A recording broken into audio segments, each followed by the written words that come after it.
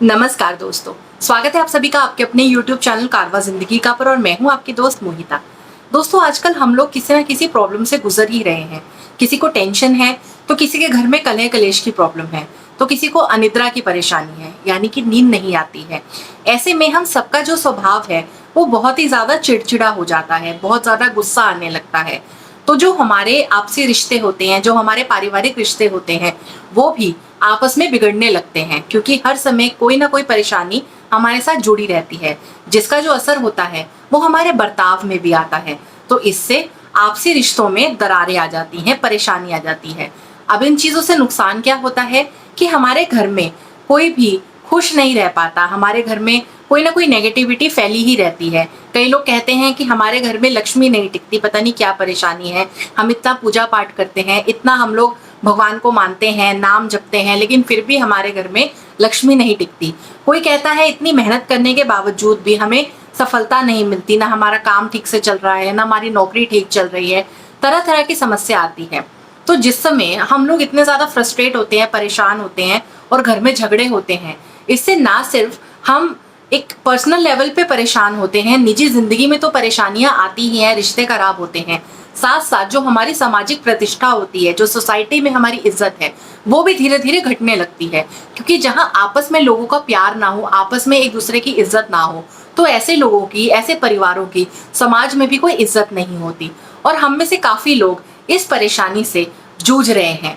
तो आज की ये वीडियो उन्हीं लोगों के लिए है जो इनमें से किसी न किसी परेशानी का दिन प्रतिदिन सामना करते जा रहे हैं, जिनके घर में कलह कलेश, ये तनाव की जो सिचुएशन है ये हर समय बनी हुई है, जो इन चीजों से परेशान है। बहुत से लोग ऐसे हैं जो कहते हैं कि हम इतने ज्यादा परेशान हैं, इतने फ्रस्ट्रेटेड हैं कि हमें रात को नींद भी नहीं आती। तो ये जो अनिद्रा है ये भी एक बीमारी है। आज की इस वीडियो में मैं आपको कुछ ऐसे उपाय बताऊंगी जिससे कि आपके घर के कलह कलेश दूर हो जाएंगे काफी हद तक, और आपकी जो अनिद्रा की समस्या है, जो आपको तनाव की समस्या है, वो काफी हद तक आप दूर कर सकते हैं। तो इसीलिए वीडियो की शुरुआत करते हैं। लेकिन अगर आप मेरे चैनल पर पहली बार आए हैं तो मेरे चैनल को सब्सक्राइब कर लीजिए, और अगर वीडियो अच्छी लगे तो इसे लाइक करना और शेयर करना बिल्कुल भी ना भूलें। तो आइए वीडियो की शुरुआत करते हैं। दोस्तों, पहले परिवारों में इतना प्यार होता था, आपसे रिश्ते बहुत मजबूत होते थे। लेकिन जैसे जैसे हम प्रोग्रेस करते जा रहे हैं, जिंदगी में आगे बढ़ते जा रहे हैं, करियर में आगे बढ़ते जा रहे हैं, वैसे वैसे जो हमारे रिश्ते हैं वो पीछे छूटते जा रहे हैं। एक छोटी उम्र का जो एक इंसान है, उसका जो बड़ी उम्र के जो लोग हैं उनसे एक वैसे ही जनरेशन गैप के चलते उनके थॉट्स नहीं मिलते हैं, थिंकिंग बिल्कुल अलग हो गई है। तो हम ना छोटे बड़ों को ठीक से बात कही समझा पाते हैं, ना बड़े छोटों को ठीक से कुछ समझा पाते हैं। हर इंसान इंडिपेंडेंट रहना चाहता है, कोई नहीं चाहता कि उनके मामलों में कोई दखल दे। ऐसे में जब मेंटल हमारी स्टेट नहीं मिलती है, तब भी हमारे बीच में बहुत ज्यादा मनमुटाव होते हैं, और इस वजह से भी घर में कलह कलेश रहते हैं। तो दोस्तों, सबसे पहला उपाय जो आपको करना चाहिए इसके लिए, वो है अपने घर में एक सकारात्मकता का माहौल बना के रखें। घर में किसी भी प्रकार की नेगेटिविटी को ना आने दें। कभी भी हमें अपने घर में दूसरों की परेशानियां, दूसरों के झगड़े, दूसरों के प्रॉब्लम्स जो होते हैं ना, वो डिस्कस नहीं करने चाहिए। जब आप अपने घर में होते हैं, साफ मन से रहिए, सच्चे मन से रहिए, आपस में एक दूसरे की परेशानी को सॉल्व करने की कोशिश कीजिए। अगर कोई उदास है तो उसे खुश करने की कोशिश कीजिए, उनकी परेशानी को समझने की कोशिश कीजिए। ये तो बेसिक चीजें हो गई जो कि आपको करनी चाहिए।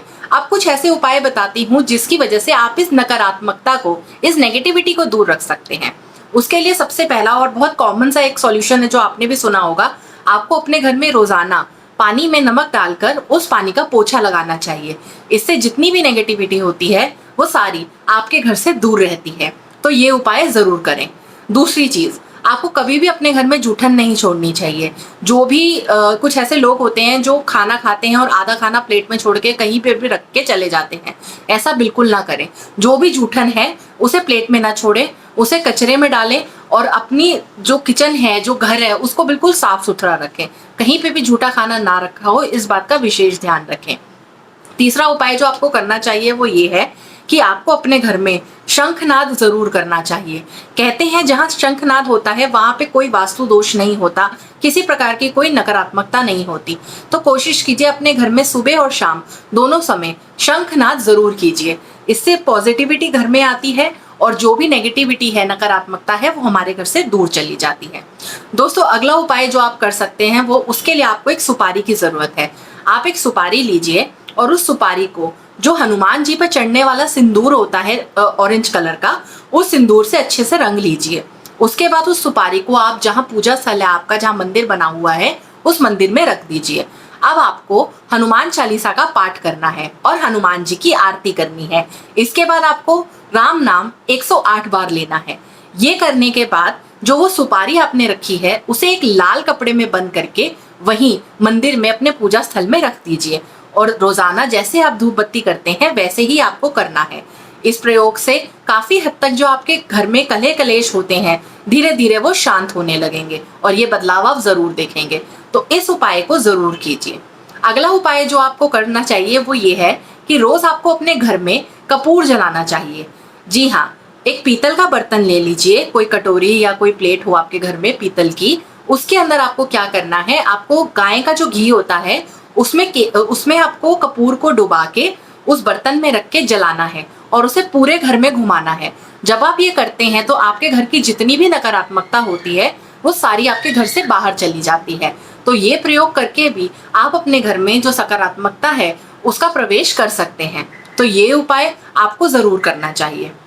दोस्तों, अगला उपाय जो आपको करना चाहिए, आपको रोजाना हनुमान चालीसा का पाठ अपने घर में करना चाहिए।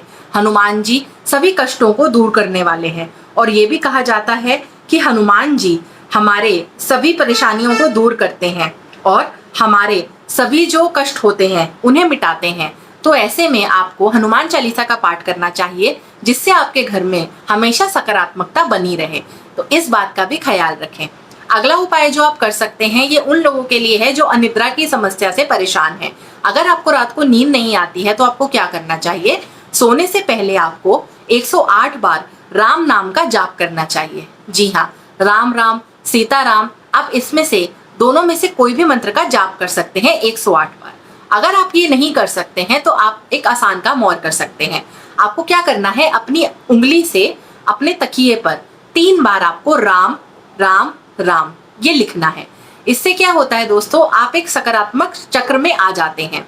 तो अगर आप ऐसे सोते हैं तो आपको अनिद्रा की जो समस्या है वो आप देखेंगे कि कितनी जल्दी दूर हो जाती है और इससे जो भी आपके मेंटल जो सिचुएशन है, अगर आप मेंटल आपको कोई तनाव है, कोई टेंशन है, तो वो भी धीरे धीरे दूर होने लगती है। तो ये प्रयोग अचूक है, इसे भी करना ना भूलें। इसके अलावा दोस्तों, अपने घर में हमेशा बड़ों का सम्मान करें। अपने घर में जो नेगेटिव चीजें होती हैं खाने वाली, जैसे शराब, सिगरेट और नॉनवेज होता है, आपको ये सब नहीं खाना चाहिए। तो इन चीजों का भी परहेज कीजिए जिससे ज्यादा से ज्यादा आपके घर में पॉजिटिविटी आए और नेगेटिविटी आपके घर से दूर रहे। तो ये थे कुछ उपाय जो आप निश्चित कर सकते हैं जिससे कि आपके घर में कलह कलेश की समस्या दूर हो सकती है, अनिद्रा की परेशानी दूर हो सकती है और टेंशन दूर हो सकती है। तो अगर आपको ये वीडियो अच्छी लगी है, अगर आपको ये उपाय अच्छे लगे हो तो इन्हें दूसरों से शेयर करना ना भूलिए। फिर मिलती हूँ आपसे एक नई वीडियो के साथ। तब तक के लिए धन्यवाद दोस्तों।